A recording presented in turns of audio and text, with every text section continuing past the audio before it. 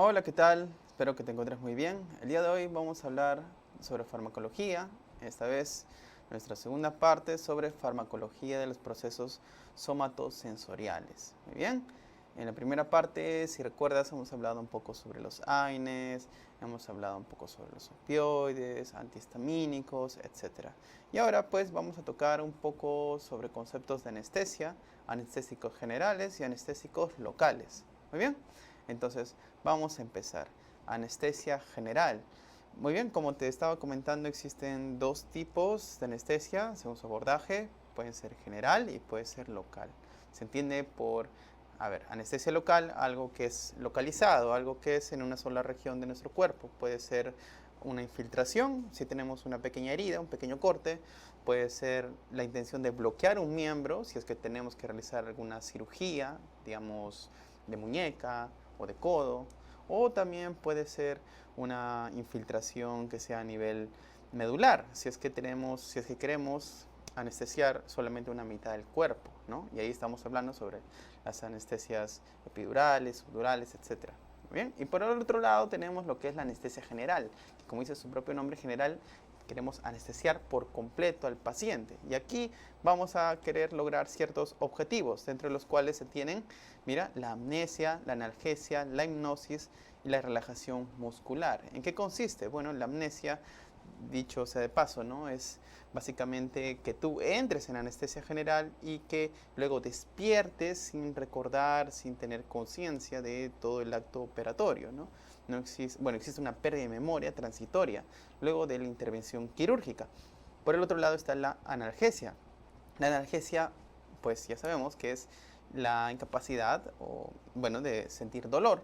La hipnosis o sedación, que es el quedarse dormidos, y la relajación muscular, que básicamente es mantener la musculatura, sobre todo de las vías aéreas, relajada para que pueda facilitar la intubación u otros procedimientos. Esos son los objetivos que se buscan con una anestesia general. Sin embargo, no existen anestésicos idóneos o perfectos. Quiere decir que no existe algún fármaco que pueda cumplir con todas estas características, con todos estos requerimientos. Por lo tanto, se usan distintas combinaciones. Muy bien. Entonces, esta anestesia va a tener distintas etapas. Primero, existe una etapa de inducción o analgesia. Importante. ¿Cuándo inicia? Inicia cuando se administran los anestésicos. Cuando te ponen la vía y pues empieza a pasar el fármaco. Y termina cuando pierdes la conciencia. Esa primera etapa es la etapa de inducción. Y ahí es donde se empieza a sentir los efectos, ¿no?, de la analgesia. En una segunda etapa, también denominada excitación o delirium, consiste básicamente en una etapa transitoria que inicia con la pérdida de la conciencia y termina cuando la respiración se regularice. Y eso es porque existe un ligero efecto, una respuesta de tu cuerpo ante estos anestésicos, sobre todo una respuesta central. Es transitoria, como te comento, y termina cuando la respiración termina regularizándose. Luego está la anestesia quirúrgica. Esa es la anestesia, pues, que inicia cuando se regulariza la temperatura y termina cuando existe algo denominado parálisis vulvar. Hay que entender que estas etapas hacen referencia a qué tan profunda puede llegar la anestesia, ¿no? Nosotros queremos mantener el cuerpo en un estado, pues, que se mantenga en la anestesia quirúrgica, ¿no? Un estado en el cual el cuerpo pueda mantenerse en sedación, en analgesia, en relajación muscular, ¿no? Y esto lo logramos en esta etapa de anestesia quirúrgica. Y pues si seguimos descendiendo, si es que la anestesia aún es más fuerte, entramos a lo que es la parálisis vulvar. Esta parálisis vulvar se define como un estado en el cual hay una depresión intensa debido a estos anestésicos. Una depresión a nivel central, específicamente en el bulbo. Y hay que recordar que aquí se encuentran los núcleos de la respiración. Entonces, aquí puede ocurrir un cese completo de la respiración y un colapso cardiovascular, ¿ya? Entonces, ese es el problema cuando no se administran bien los anestésicos, se administran en mayores dosis, pueden desencadenar una parálisis vulvar y un desenlace fatal. Bien, esas son las etapas de la anestesia. Si me preguntan en qué etapa es donde se ve la analgesia, es en la primera etapa, en la etapa de inducción. ¿Ok? Muy bien. Ahora vamos a hablar sobre los anestésicos inhalatorios. Son distintos grupos de fármacos de los cuales se hacen uso para poder lograr una anestesia general. Esos anestésicos inhalatorios, como dice su propio nombre, su vía justamente de administración es respiratoria, es inhalatoria. Si es que alguno de ustedes ha entrado o ha tenido la oportunidad de ver una sala de operaciones, se habrá topado con estas maquinitas, ¿no? El anestesiólogo está parado al costado, ¿no? Y utiliza esta mesita para ir anotando justamente el reporte de anestesia. Y pues en estas maquinitas, como puedes ver, existen distintas funciones y una de ellas son estos tanquecitos, ¿no? Uno amarillito, otro azul o celeste, otros rosaditos.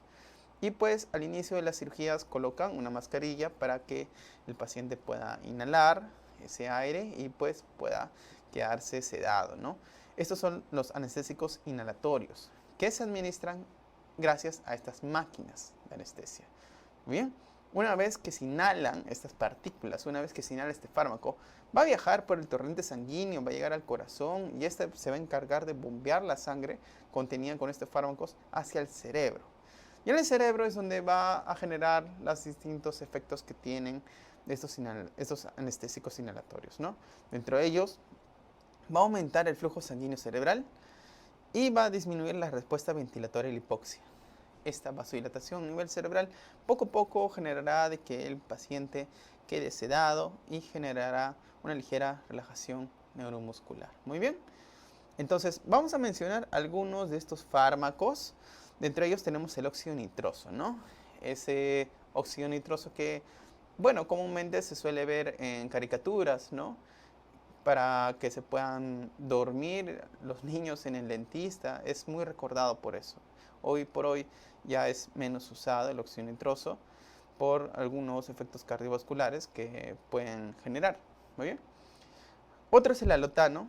El alotano es también un gas inhalatorio que pues ya no se usa mucho. Antes se necesitaba de un preservante para mantenerlo, el cual era el timerosal. Y si recordarán, el timerosal es un derivado del mercurio y pues se asocia a teratogenicidad. Por lo tanto, estaría contraindicado en gestantes. Y bueno, hoy por hoy existen mejores opciones. Muy bien. Aquí están el isoflurano y el sevoflurano. El isoflurano y el sevoflurano son anestésicos inhalatorios bastante conocidos que se usan en la práctica diaria en la sala de operaciones. Dentro de ellos ya vamos a hablar un poco de sus diferencias y pues mencionar que el sevoflurano es un poco más, más usado en pacientes pediátricos porque tiene un olor más agradable. Tiene un olor más agradable que el isoflurano, lo cual permite una mejor adaptación, ¿no?, a estos pacientes. Y por último está el xenón. Se menciona que el xenón es un gas ideal para la anestesia inhalatoria porque tiene una potencia media y además tiene un tiempo de instauración muy rápido, así como de recuperación muy rápida, y posee una buena cardioestabilidad, lo cual pues es un defecto de estos fármacos. Muy bien. Sin embargo, así como es ideal, ¿por qué no se usa? Porque es muy costoso. Muy bien, entonces, características, esos son líquidos volátiles. Muy bien, líquidos volátiles que estas máquinas permiten de que se puedan separar las partículas y se puedan combinar con el aire y de esta manera pueda ser inhalado. Tiene un efecto sedante, principalmente hipnótico, es decir, para que te quedes dormido al inicio de la cirugía, y cierta acción como relajante muscular que te va a permitir una cierta ayuda para que puedas ser intubado. Claro que vas a necesitar de otros fármacos probablemente, y eso ya lo vamos a hablar después. Y eso sí, tiene un bajo efecto analgésico, y eso es lo malo de estos fármacos, que si bien es cierto pueden dormirte, pero no te anulan el dolor. Entonces ahí es como que existe esa pesadilla, ¿no?, de qué tal si me quedo dormido, pero estoy consciente dentro de la cirugía, ¿no?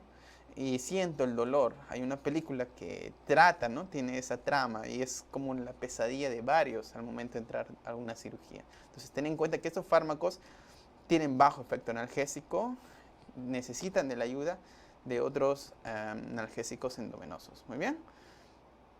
Entonces, acá hay un concepto también que es el coeficiente de partición, que básicamente se traduce en solubilidad.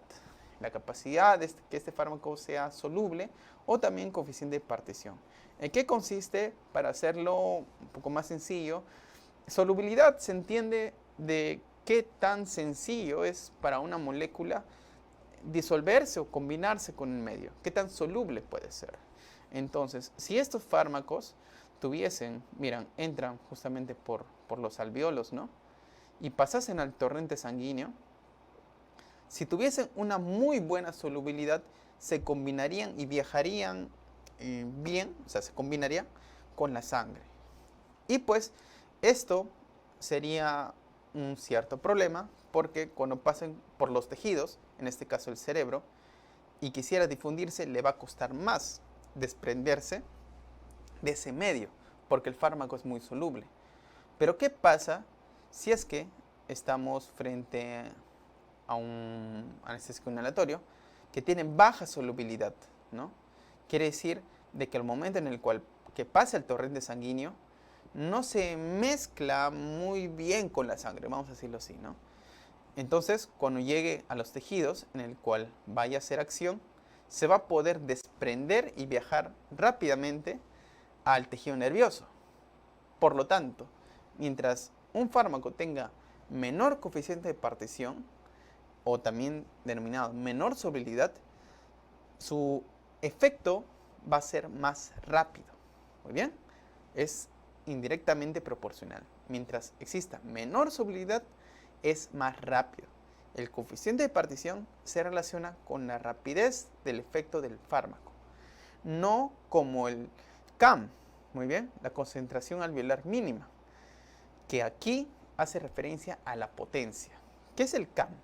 El CAM es la concentración alveolar, es decir, la cantidad, la concentración, ¿no? Justamente del anestésico que debe estar en el alveolo para que evita el movimiento en respuesta de una incisión quirúrgica en el 50% de los pacientes, ¿no? Entonces, esta es una medida también como un promedio que básicamente lo que te quiere decir es con qué porcentaje, o sea, qué tanta cantidad del anestésico tiene que estar en el alvéolo para que haga ese efecto.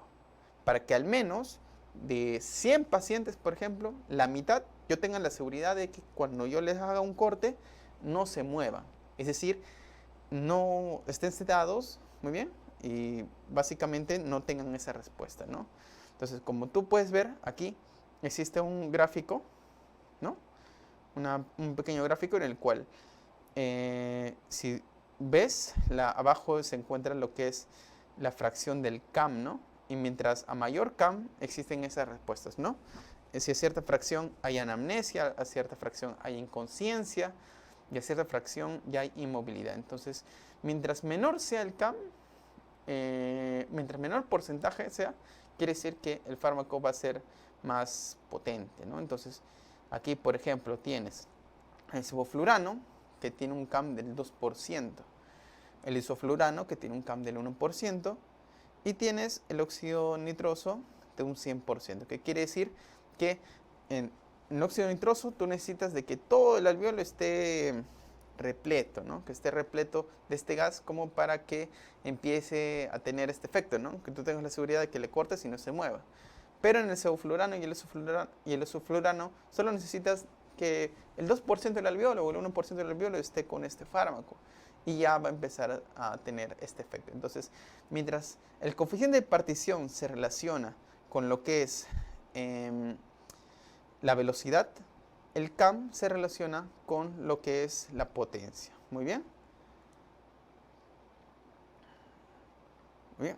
Entonces, acá sobre los mecanismos de acción de este fármaco, como les comentaba, van a pasar por esta maquinita, se va a combinar con el aire, vamos a inhalarlo, va a llegar al corazón por el torrente sanguíneo, va a bombearlo y va a viajar al cerebro. Y en el cerebro va a existir una vasodilatación, va a aumentar el flujo sanguíneo cerebral y va a disminuir la respuesta ventilatoria a la hipoxia. Muy bien, porque recordemos que si nosotros nos encontramos en un estado de hipoxia con bajo oxígeno, nuestros centros respiratorios, perdón, ventilatorios, van a buscar ventilar más, ¿no? Esa es una respuesta que tiene y pues estos fármacos disminuyen esta respuesta. Entonces tú te puedes quedar sedado, sentir de que te falta el aire y mantenerte ahí, ¿no? Mantener esa regulación de la respiración.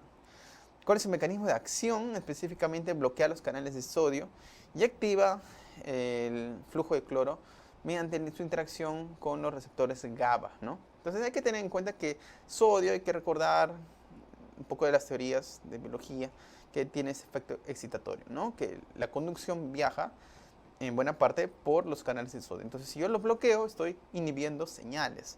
Así como el cloro es un ion inhibitorio, ¿no? Los canales de cloro se correlacionan con efectos inhibitorios. Por lo tanto, si es que yo tengo un mayor flujo de cloro, quiero decir que estoy inhibiendo señales, ¿no? Hay que recordar un poco estos efectos.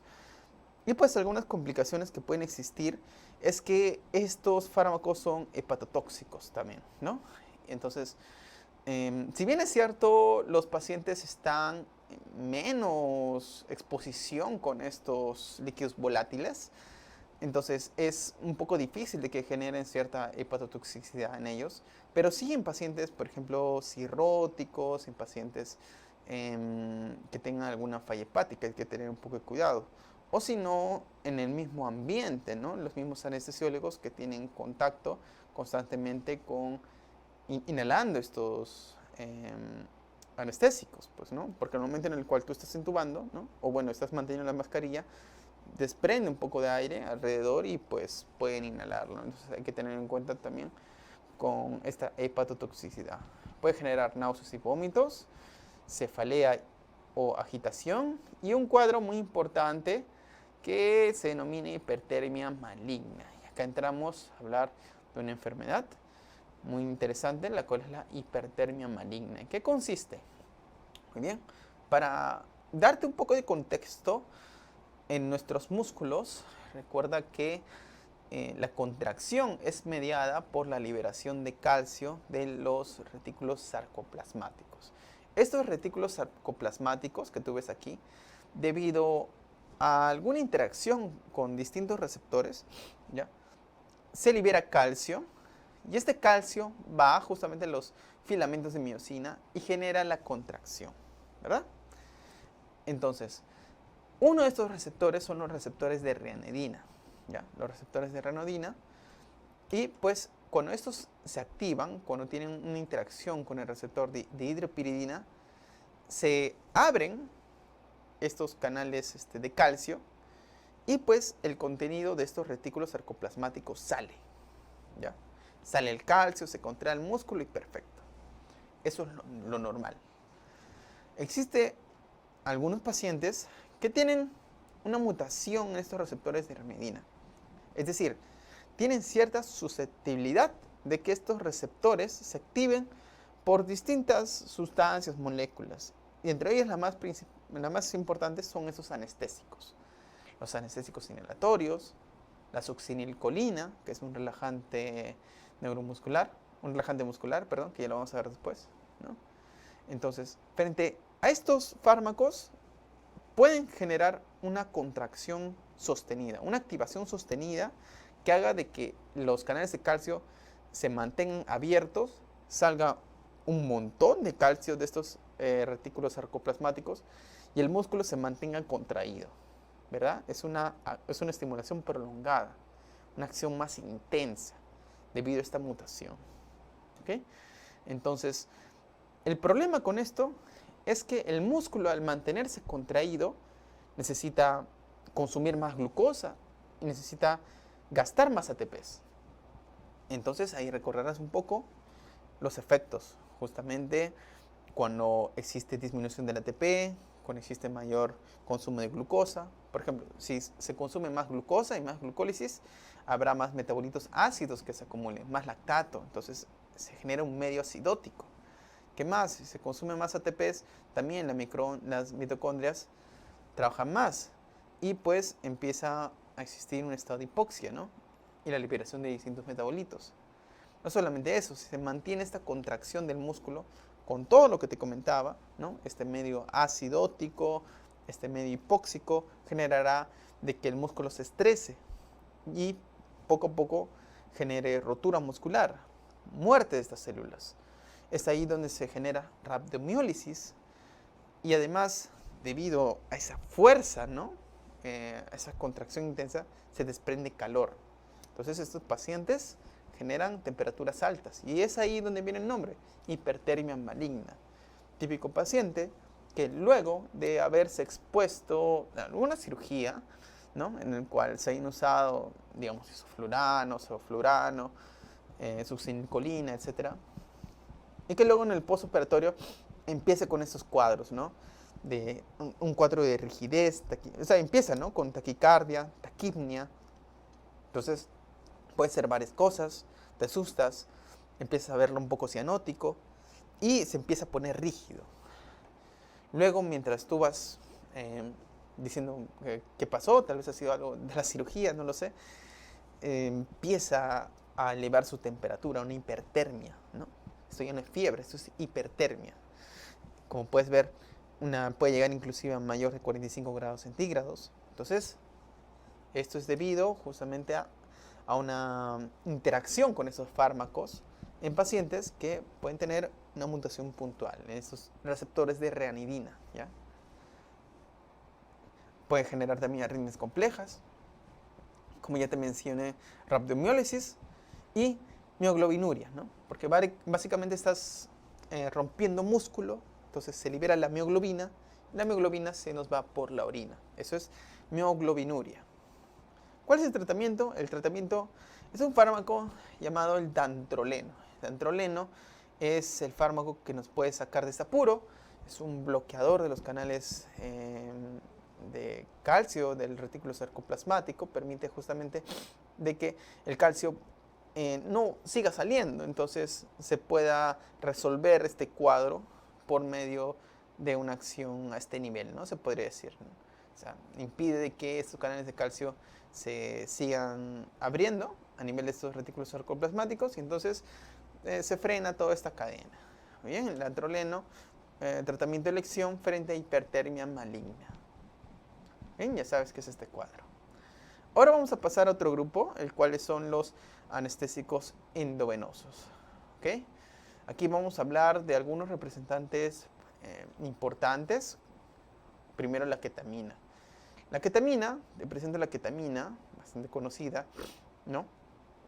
Es un fármaco de administración endovenosa. Todo lo que vamos a hablar acá se administran por vía endovenosa, ¿no? Primero hemos hablado de los inhalatorios y ahora de estos que son los endovenosos. Cuyo mecanismo de acción es la acción en los receptores de NMDA, ¿ya? Los receptores NMDA centrales. Y esto, pues, genera interacción con los receptores GABA, ¿ya? Y pues, ya sabes, apertura de canales de cloro y tiene este efecto inhibitorio, sobre todo a nivel central.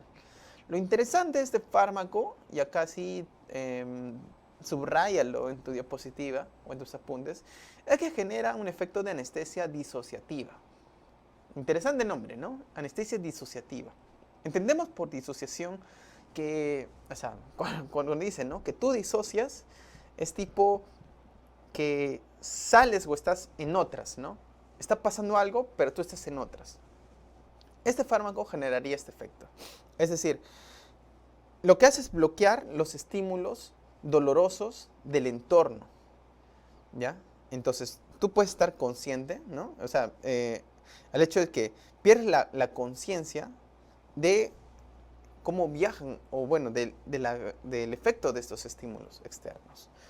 Es tanto así que uno de los efectos adversos de la ketamina pueden ser las agitaciones y pueden ser justamente las alucinaciones, porque generan en el centro en el cual tú percibes el dolor cambios que a más concentración de este fármaco puedes inclusive alucinar o pensar que hay cosas o sentir cosas donde realmente no las hay. Muy bien, tiene este efecto de anestesia disociativa, es decir, impide que las señales lleguen al cerebro consciente. ¿Ok? Luego, hay ciertas reacciones que pueden ser de emergencias, ¿no? Como ya te comentaba. Este fármaco sobre todo tiene un inicio rápido, muy bien, tiene un inicio rápido, puede iniciar, encontrarse algunos efectos como pueden ser nistagmus, que las pupilas se encuentren justo al medio también de la mirada, ¿no? Y también pueden encontrarse con contracciones musculares transitorias al inicio de su eh, administración. Y también eso tenlo en cuenta que tiene una estimulación cardiovascular. Es decir, va bastante bien en pacientes que se encuentran hemodinámicamente inestables, o sea, chocados. Tiene este efecto de aumentar la presión arterial, no como los demás. ¿Ok?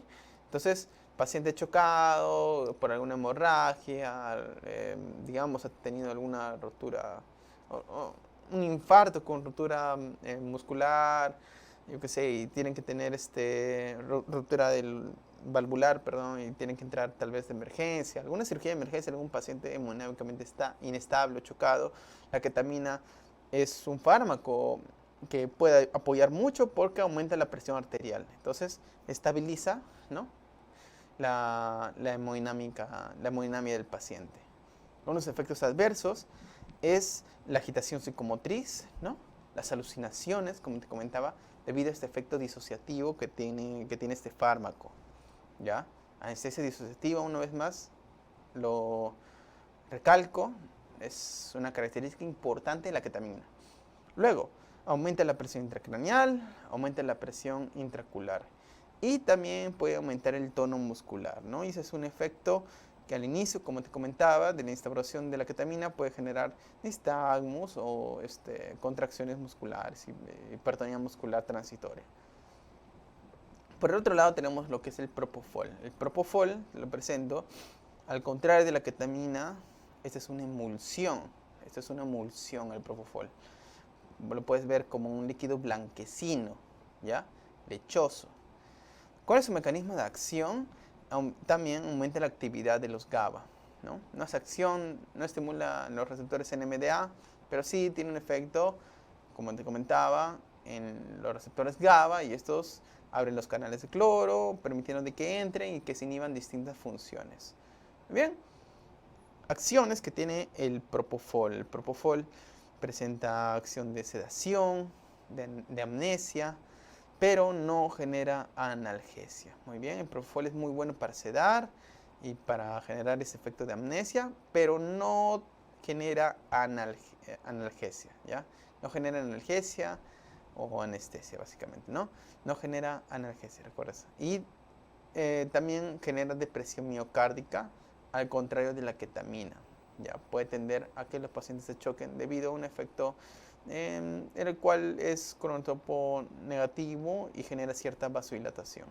Muy bien, entonces, a efectos adversos, este fármaco se recomienda que sea de administración central, sobre todo cuando se va a usar administraciones prolongadas.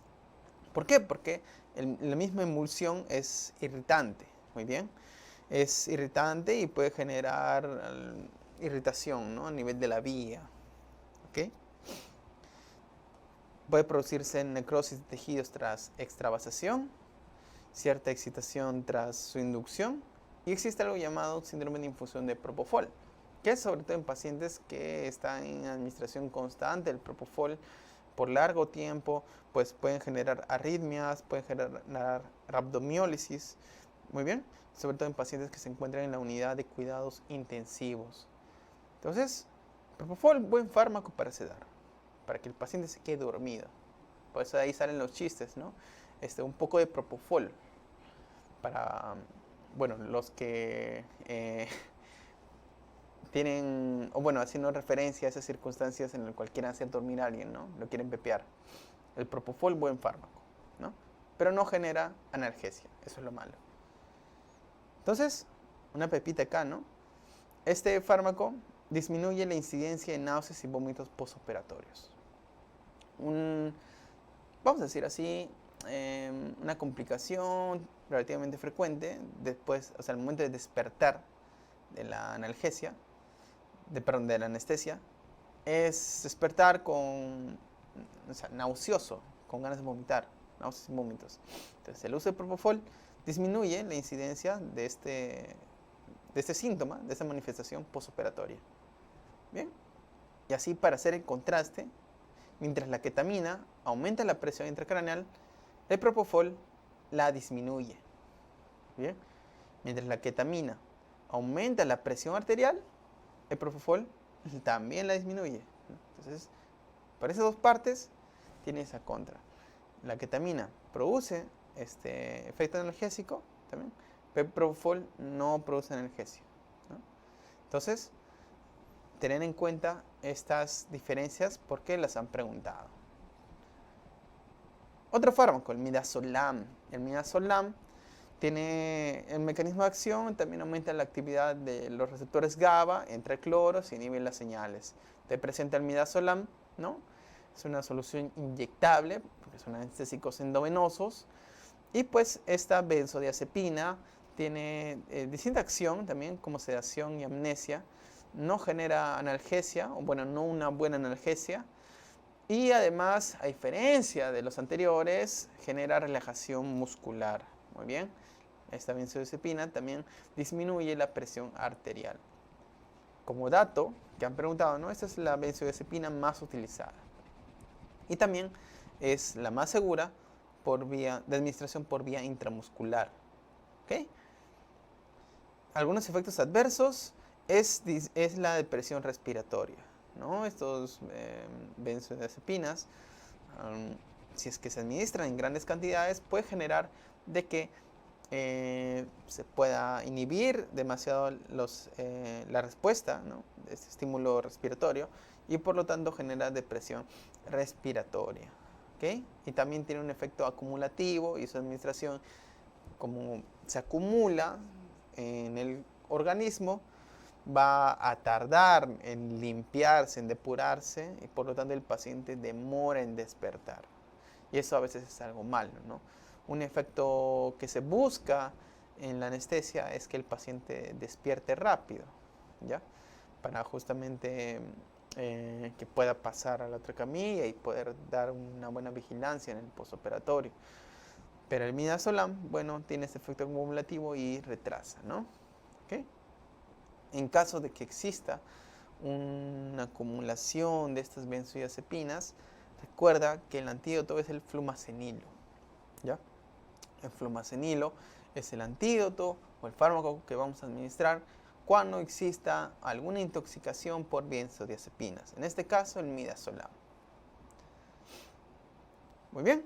Acá también algo que comentar, otra pepita que ha venido, es existe un fármaco, el cual es el tiopental. El tiopental, bueno, así como dato aparte, ¿no?, han preguntado cuál es el fármaco que tendría alguna reacción adversa en pacientes con porfiria. Y en este caso, el tiopental es un anestésico endovenoso que genera justamente una reacción en cadena en estos pacientes con porfiria, desencadenando crisis.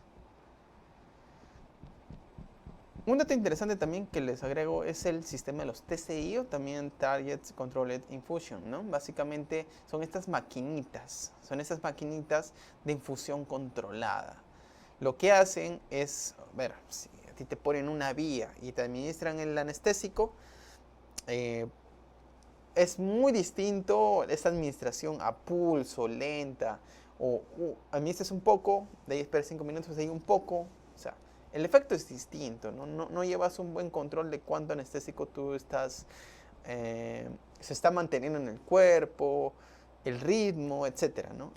Pero estas maquinitas son bastante chéveres, son bastante cool, porque tú las programas y lo que hacen es, según la cantidad de anestésico y según la concentración, estas, como se puede ver acá, ¿no?, van administrando lentamente según los requerimientos que tú buscas. Entonces, gracias a estos sistemas TCI, esa es una técnica de administración, estas bombas de infusión, ¿no? Permite que exista un control más preciso de las concentraciones plasmáticas de los distintos anestésicos que estamos viendo, sobre todo los anestésicos endovenosos. Y de esa manera se tiene un control más riguroso según el peso o las comorbilidades que tenga el paciente, ¿no? Bastante bueno. Dentro de las combinaciones más populares, es decir, los fármacos predilectos que se suelen administrar con estos sistemas, son el propofol y el remifentanilo. El propofol, como hemos mencionado, es un hipnótico que se usa sobre todo para que el paciente se quede dormido, es decir, al inicio de la anestesia, y para que se mantenga así durante todo el acto operatorio. Como hemos visto, el propofol también tiene algunas reacciones adversas. Entonces, para mantenerlo en el cuerpo en las concentraciones adecuadas, se ve muy beneficiado del uso de estos sistemas TCI, ¿no? TCI permite un control más fino del nivel de conciencia del paciente, ¿no? Para que tampoco se deprima tanto. Y por el otro lado está el remifentanilo. Si te acuerdas en la anterior clase, cuando hablamos sobre el fentanilo y el remifentanilo, ¿no? Sobre los opioides, el remifentanilo tenía una acción mucho más rápida. Pero así como tiene una acción más rápida, tiene una depuración también rápida, ¿no? Una recuperación rápida. Tiene una acción mucho más rápida, ¿no? De 1 a 2 minutos, ¿no? Que al contrario del fentanilo, que demora, pero también su efecto es más prolongado, ¿no? Entonces, el remifentanilo tiene este efecto de los opioides, ¿no? De ser corto de inicio y también de recuperación rápida. Entonces, a mí me conviene usar un sistema TCI para que pueda ser infundido, para que la infusión sea sostenida, sea mantenida y que el paciente mantenga su analgesia, ¿no? Durante todo el acto operatorio. Una analgesia perfecta, porque inicia rápido y se recupera rápido, ¿no? Entonces, este es un opioide de acción muy rápida y de corta duración, como te mencionaba. Y el TCI permite ajustar rápidamente según los requerimientos en el mismo acto operatorio. Perfecto, ¿no? El propofol con el remifentanilo, hacía preguntas, ¿no? Como una combinación que se ve, la combinación predilecta que se ve más beneficiada con estos sistemas TCI. Entonces, si es que aún no rotas en una sala de operaciones, siempre te vas a topar con alguna de estas maquinitas, sobre todo en los hospitales grandes. Y pues, ¿qué fármacos van a estar ahí? El propofol o el remifentanilo. Acuérdate de eso. Muy bien, ahora vamos a pasar a hablar sobre los relajantes musculares. Para esta relajación muscular es importantísimo los canales de sodio, ¿ya? Y los receptores de acetilcolina.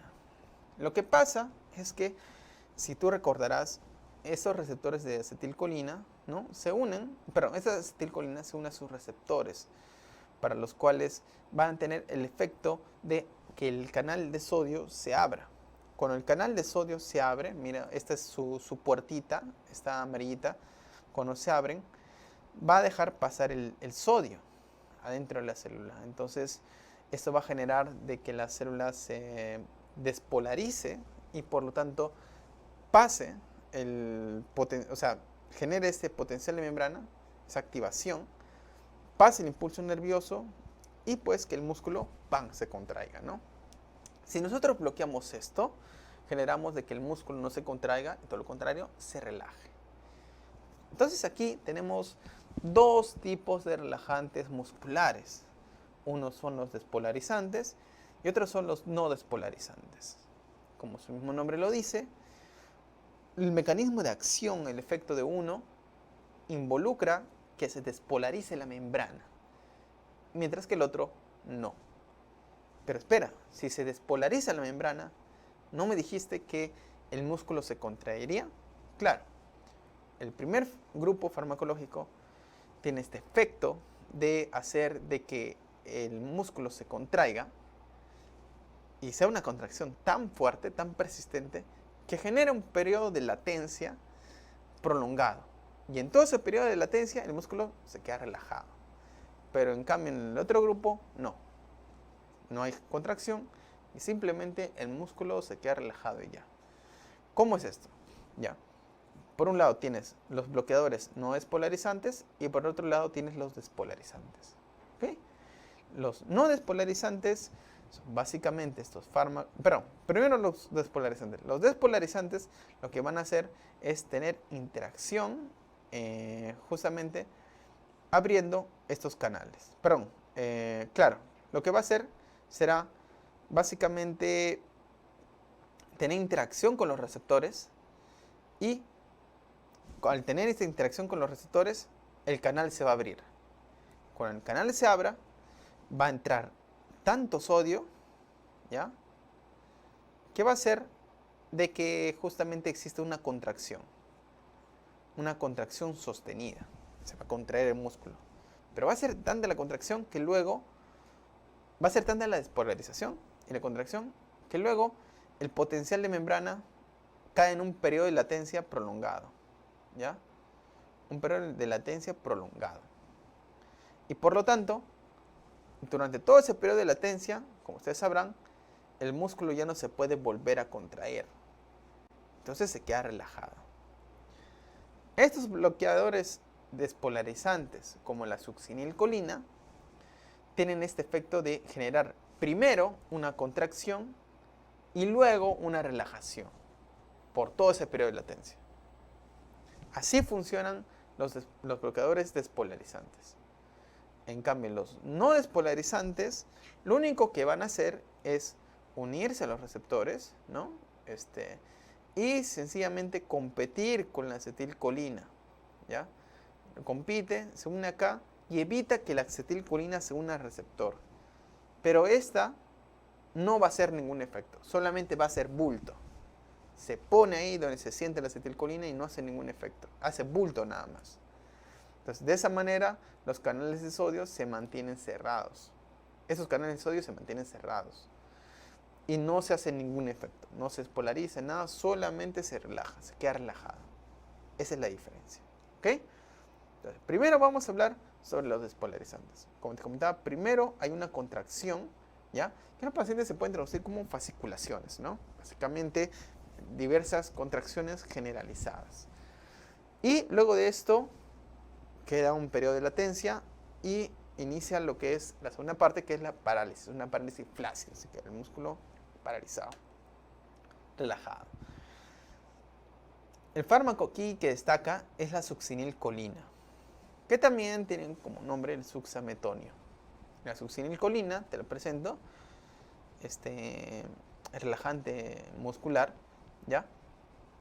Ocupa básicamente las dos subunidades alfa de receptor nicotínico de la acetilcolina. Entonces, como te comentaba, acá están los receptores, ¿no?, de acetilcolina. Y pues lo que va a hacer es que esta succinilcolina haga efecto aquí, pero no hace bulto como nosotros, sino sí hace un efecto. Entonces va a abrir los canales de sodio y va a permitir de que entre justamente todo el sodio, fasciculaciones. Luego se cansa, ¿no?, un periodo de latencia y se queda paralizado, relajado. ¿Qué acción tiene? Produce fasciculaciones. Produce fasciculaciones no como el otro grupo de relajantes musculares. Este va a ser metabolizado por las pseudocolinesterasas. Hay que entender que existe una acetilcolinesterasa que escinde, que rompe, que metaboliza a la acetilcolina que ya ha hecho acción en los receptores, ¿no? Recuerda que están los receptores nicotínicos, viene la acetilcolina, hace efecto y luego se va. Y luego esa acetilcolina que se va rápidamente es metabolizada, es escindida, se rompe, etc. Se degrada por las acetilcolinesterasas. Y pues se perdió la acetilcolina. Se cumplió su ciclo de vida. Pero hay otro grupo que son las pseudocolinesterasas. Estas pseudocolinesterasas lo que hacen, o sea, es una acción muy similar a la acetilcolinesterasa, pero su rango, vamos a decir, de moléculas en las cuales hace acción es mucho más amplio que de la acetilcolinesterasa, la cual solamente hace efecto en la acetilcolina. Esta pseudoacetilcolinesterasa hace lo mismo, pero con distintos fármacos. En este caso, con la succinilcolina. Se metaboliza con esta enzima. Y tiene una acción corta, ¿no?, de 2 a 6 minutos. Entonces, esta relajación muscular permite, facilita la intubación orotraqueal. Entonces, ayuda bastante el inicio.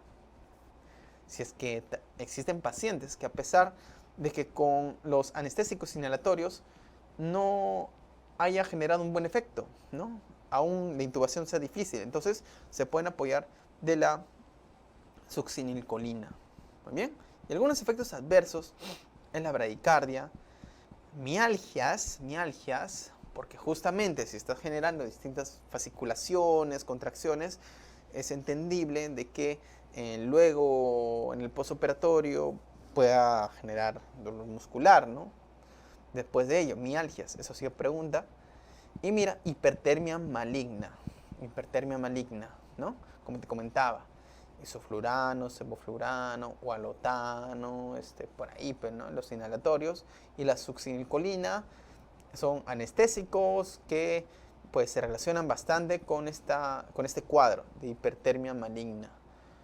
Y también aumenta la presión intracraneal y la presión intraocular.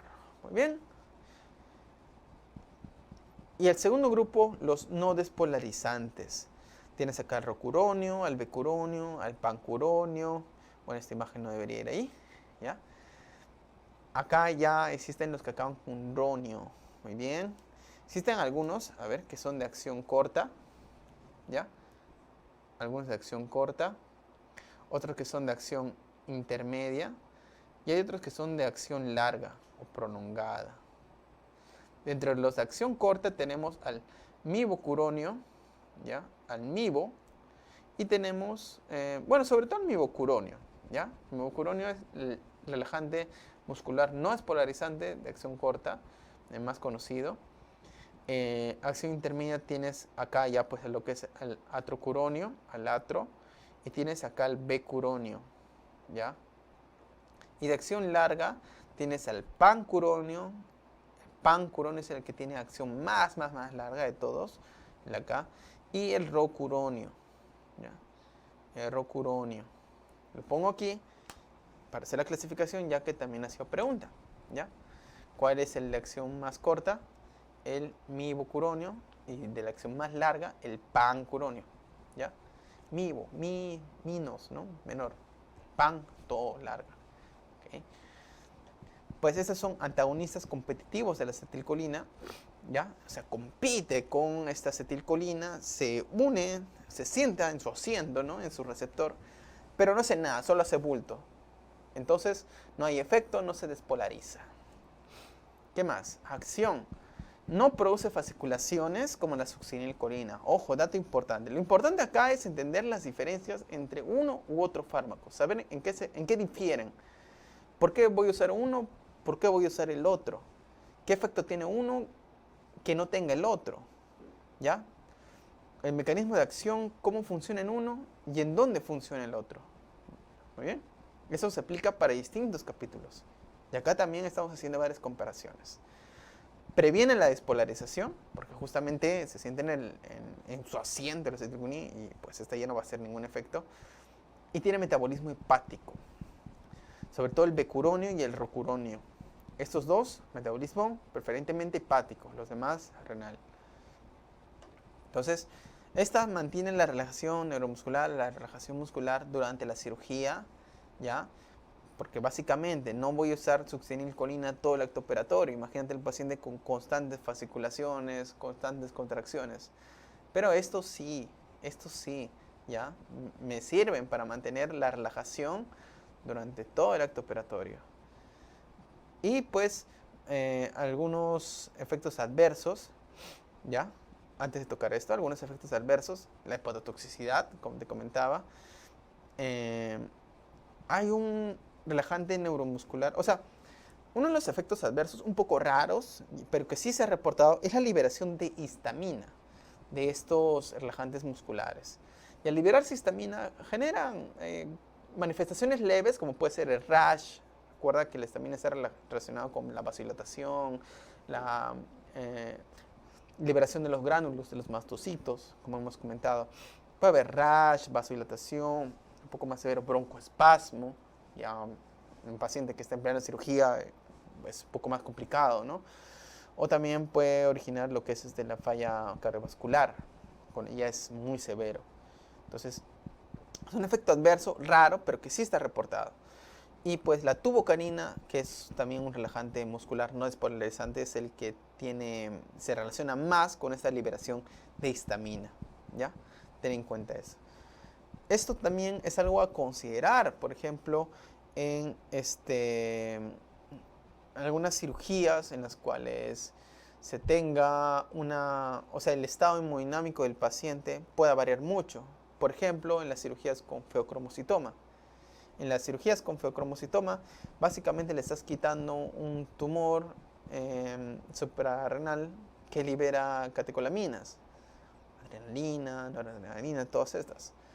Y pues al quitárselo al paciente, imagínate, la presión puede caer, puede fluctuar. O sea, es un paciente muy volátil. Entonces, eso también han preguntado, que frente a cirugías de feocromocitoma, el relajante muscular de elección es el becuronio, ¿ya? Porque tiene menor incidencia y mayor estabilidad frente a esta liberación de histamina. Tenerlo bastante en cuenta.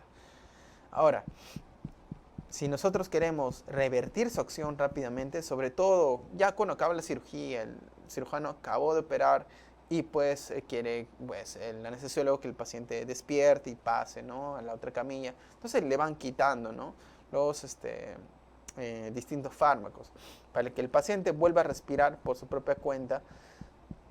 Necesita justamente que los músculos respiratorios vuelvan a contraerse. Pero si está con el efecto de estos relajantes musculares, se le dificulta. Entonces, para que el paciente vuelva a manejar su propia respiración y se despierte, necesitas quitarle pues estos relajantes musculares. Entonces, el hecho es que ahí puede demorar. Pero si tú quieres que el paciente despierte rápido, puedes usar el Sugamadex, ¿ya? El Sugamadex permite la reversibilidad de los efectos de estos relajantes musculares. Como que el antídoto, se podría decir. ¿Bien? Ahora, ya hemos hablado sobre los anestésicos generales, vamos a hablar sobre los locales. Como te mencionaba aquí, acá voy a hacer una pequeña pantalla en blanco. Estamos acabando. ¿Bien? Entonces, como te comentaba, hay una anestesia general y hay una anestesia local. Muy bien. Entonces, en esa anestesia local, o también denominada como anestesia regional, ¿ya?, puede ser de tres tipos, ¿no? Rápidamente. Puede ser un bloqueo, ¿ya?, un bloqueo periférico. ¿Qué se denomina bloqueo periférico? Por ejemplo, un paciente que haya tenido una rotura de muñeca, una fractura de brazo, y solamente quieres bloquear, quieres generar anestesia en el miembro superior, en solamente un área. Entonces, realizan ahí un bloqueo. Se infiltran estos anestésicos locales en los plexos, ¿no?, en este caso el plexo braquial, para generar una anestesia de todo el miembro superior en el cual se va a operar. Ese es un bloqueo periférico, perfecto para la anestesia de un miembro. Luego vas a tener lo que es la infiltración cutánea. Infiltración cutánea, que básicamente es cuando tú tienes una herida, ¿no?, un corte, y tú tienes que suturarlo, algo que vas a hacer con bastante frecuencia en tópico. Entonces, una pequeña infiltración cutánea va bastante bien. Y por el otro lado vas a tener la anestesia regional tipo neuroaxial. La neuroaxial es justamente esa anestesia que se pone, ¿no?, ya sea a nivel epidural o a nivel subdural, para que para que el paciente se pueda bloquear justamente en la mitad de su cuerpo, ¿no? Digamos, una cirugía abierta, una cirugía tal vez de pelvis, o digamos en las embarazadas, ¿no?, en las gestantes, en las cuales se le va a poner anestesia para trabajo de parto y no sienta justamente el dolor. Entonces la neuroaxial va bastante bien, ¿no?, con esa anestesia de la mitad para abajo. Y esta neuroaxial puede ser de dos tipos, ¿ok? A ver. Esta neuroaxial puede ser de dos tipos, ¿ya? Cámara el color. Puede ser una anestesia intradural, ¿ya?, o puede ser una anestesia extradural. ¿Cuál va a ser la diferencia? Es dónde tú lo pongas, ¿no? Por ejemplo, la intradural es dentro de la dura madre. Esta es la capa de la dura madre. Entonces acá va a pasar tu agujita, ¡pam! Acá la vas a meter en el espacio subaracnoideo. Entonces, esta anestesia, estos anestésicos van a viajar en el LCR. No como en la extradural, en la cual tú pones tu agujita, pero no pasas la dura madre. No pasas la dura madre. Entonces la estás infiltrando en básicamente este espacio, ¿no? Extradural, en el espacio peridural. Y pues aquí el anestésico va a hacer efecto en las raíces nerviosas espinales, ¿no? Por acá van a salir las raíces nerviosas y ahí es donde va a hacer efecto, ¿ya? En las raíces nerviosas espinales. Esa es la diferencia entre la intradural y la extradural. Otros nombres, por ejemplo, la intradural también se denomina anestesia raquídea, ¿ya? O anestesia espinal. Y la anestesia extradural también se denomina como anestesia epidural, ¿ya? Por el espacio peridural, o también anestesia peridural, ¿no? Peridural. ¿Ya? Ahora, básicamente, este es el esquema global de cómo funcionan estos anestésicos locales y es por eso que yo quería poner cierta énfasis aquí. ¿Ya? Algunas preguntas o algunas consideraciones que hay que tener en cuenta, ¿no? Preguntas que han venido. Por ejemplo, ¿dónde ponemos la anestesia? Acabo de poner otro color. ¿Dónde ponemos esta anestesia, no? Por ejemplo, hay que recordar que en cualquier paciente, ¿no? Vamos a tener que poner en un nivel más abajo de por lo menos L2 o L3. Lo idóneo, L4 o L5, donde no vamos a encontrar justamente médula espinal, ¿ya? Porque queremos asegurarnos de no pinchar la médula al momento de hacer al momento de entrar la aguja. En el caso de los niñitos, en el caso de los recién nacidos, perdón, pues su cola de caballo es aún más prolongada, por lo tanto tenemos que ir un poco más abajo para infiltrar esta anestesia, y ahí es donde viene la anestesia sacra, ¿ya? En los recién nacidos es una infiltración sacra, ¿ok? Más abajo de L5. Y pues básicamente algunas complicaciones que puede pasar estos pacientes, ¿ya? Algunas complicaciones, por ejemplo, en el caso de las gestantes, pueden generar lo que es el prurito, ¿ya? En el caso, como te comentaba, de la analgesia para trabajo de parto, cuando las gestantes les ponen esta anestesia neuroaxial para que pueda disminuir el dolor que sienten por las contracciones dolorosas, las contracciones uterinas. Sin embargo, a posteriori de eso puede generar cierto prurito. Ese es el efecto adverso o la complicación más frecuente que se puede ver en gestantes. También, si es que te levantas muy rápido luego de que te hayan puesto esta analgesia neuroaxial, genera esta cefalea, la famosa cefalea postpunción, ¿ya? Luego de que tú te hayas levantado muy rápido, por eso que te dicen que luego este tipo de anestesia espinal, no, o sea, te mantengas recostado, no hagas movimientos muy bruscos, ni menos te levantes tan rápido, porque puedes desencadenar esta cefalea postpunción, que es una cefalea muy intensa, cuyo tratamiento se ha visto que la cafeína, ¿ya? La cafeína es el fármaco, la sustancia que tiene más efecto beneficioso frente a otros, ¿ya? Bastante interesante.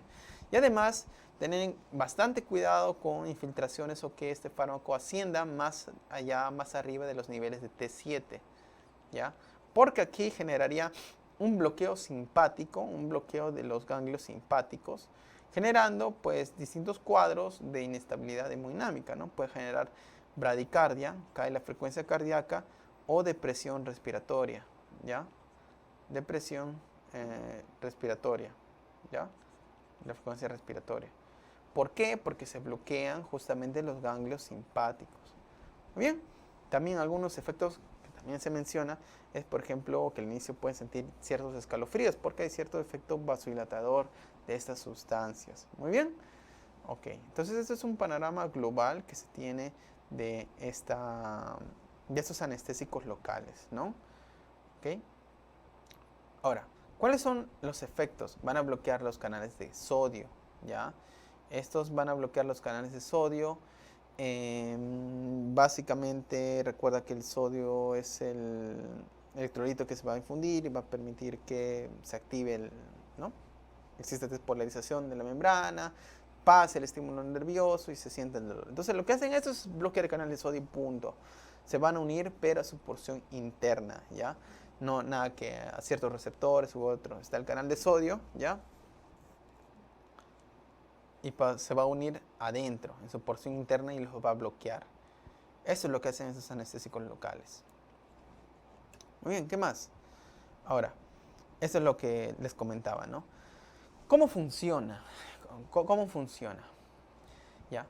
Estos van a entrar en una forma hidrolizada, ¿ya? Estos anestésicos locales se van a hidrolizar. Entonces, para eso se tienen que desprender de este grupo hidrófilo para que se exponga más su grupo lipofílico. ¿Por qué va a servir el grupo lipofílico? Porque una vez más hace acción en su porción interna. Tiene que meterse por la membrana y tiene que pegarse acá por dentro, ¿ya? Se pega acá por dentro y pues bloquea este canal. Entonces por eso se desprende su porción hidrolizada, se expresa más su porción lipofílica, pasa la membrana porque ya es lipofílico, ¿no?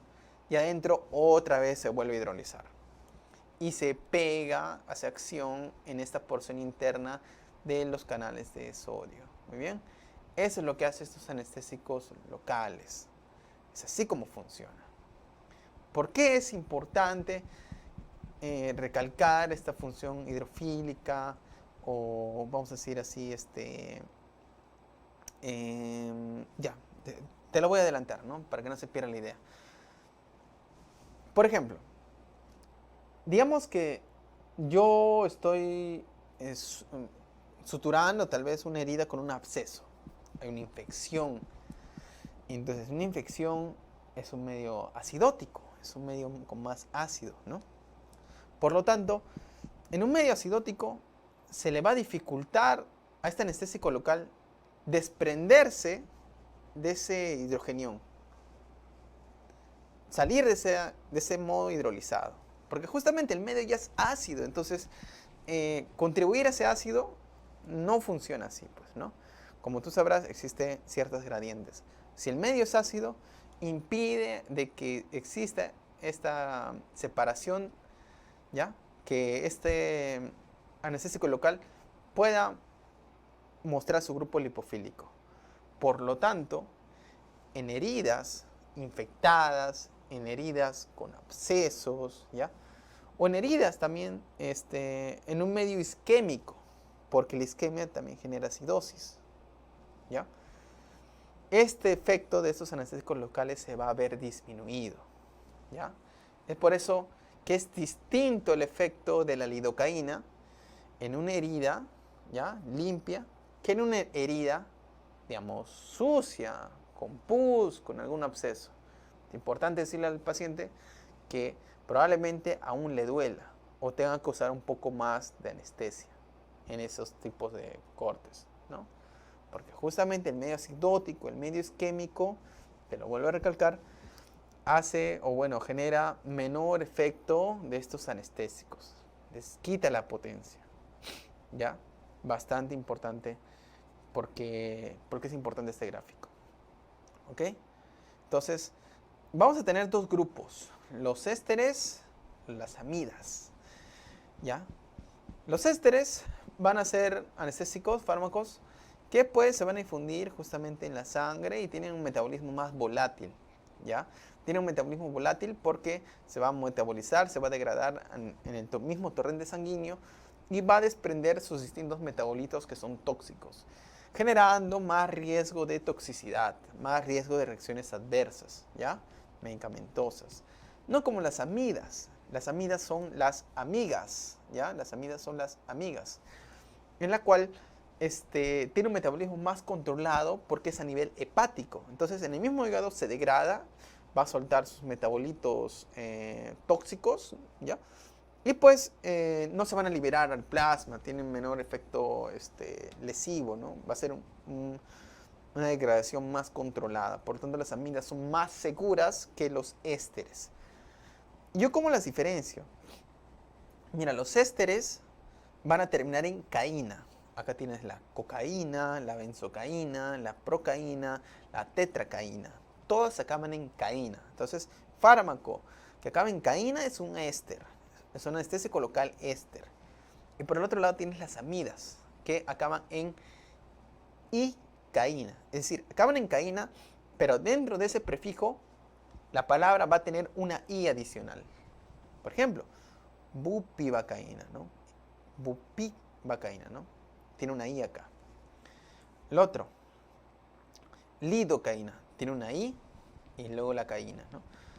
Mepivacaína, tiene una i y luego la caína. Prilocaína, tiene una i y luego la caína. Entonces, según cómo está la palabra, tú puedes diferenciar si es un éster o si es una amida. Entonces, ya no te van a agarrar en ese tipo de preguntas. ¿Cuál de estos fármacos es un éster o cuál de estos fármacos es una amida? Ya tienes el truco. Dentro de las amidas, las más usadas, la lidocaína y la bupivacaína. ¿Ya? La lidocaína, bastante conocida, el anestésico de elección que se tiene para suturar, ¿no? Pequeñas infiltraciones locales. Esta básicamente tiene una acción en 60 minutos. Perdón, tiene una acción que dura 60 minutos, ¿ya?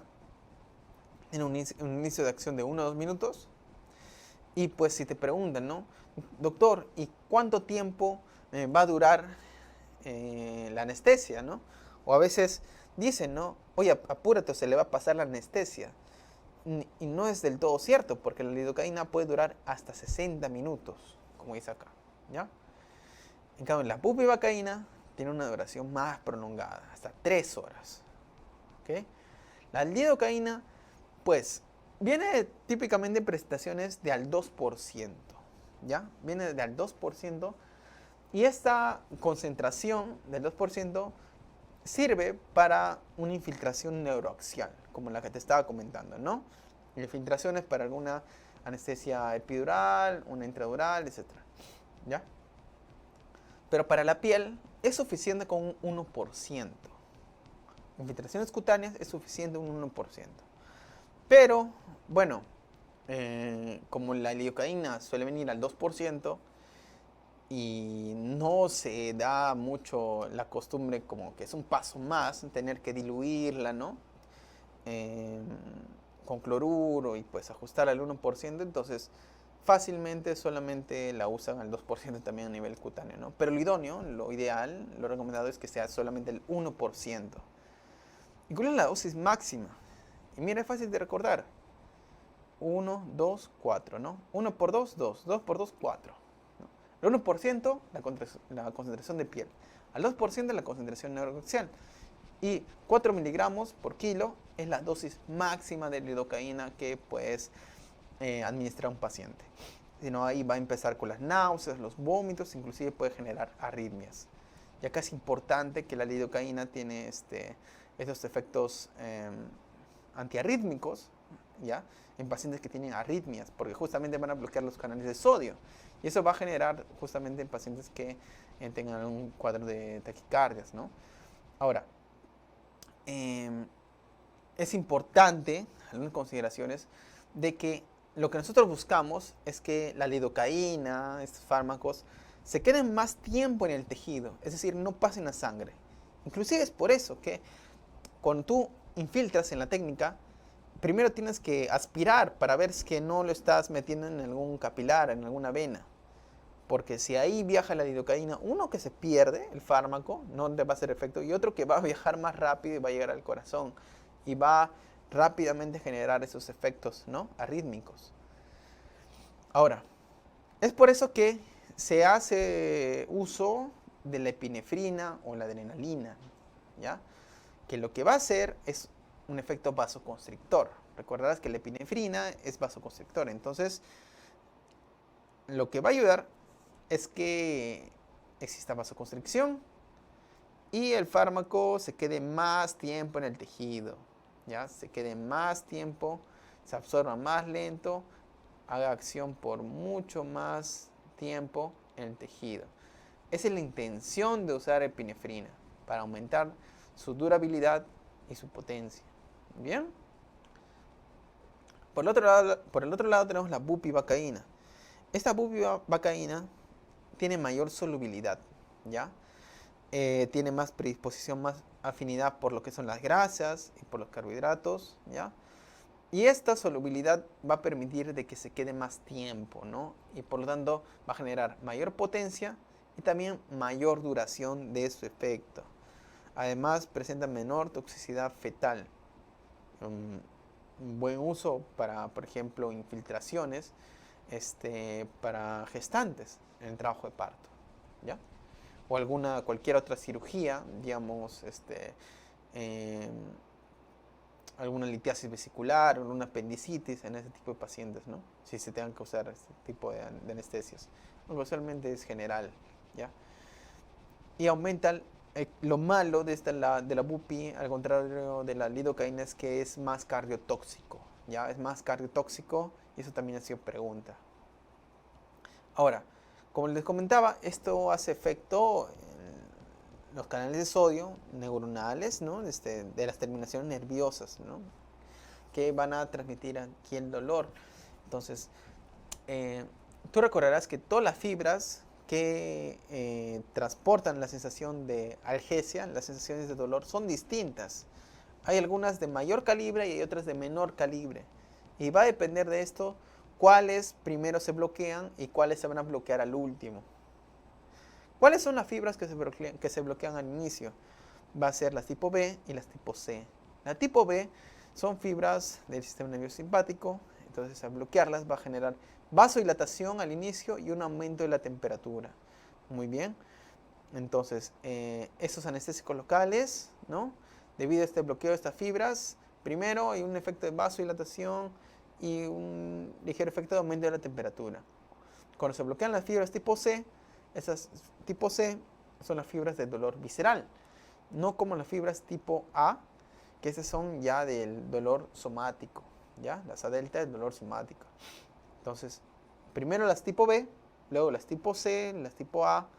Aquí es donde ya se ve inhibido la sensación de termoalgesia, ¿ya? Y eso es lo que queremos, Luego de esto se va a inhibir las fibras A beta, la A gamma, que se encargan de la nocicepción, del estímulo térmico, ¿ya?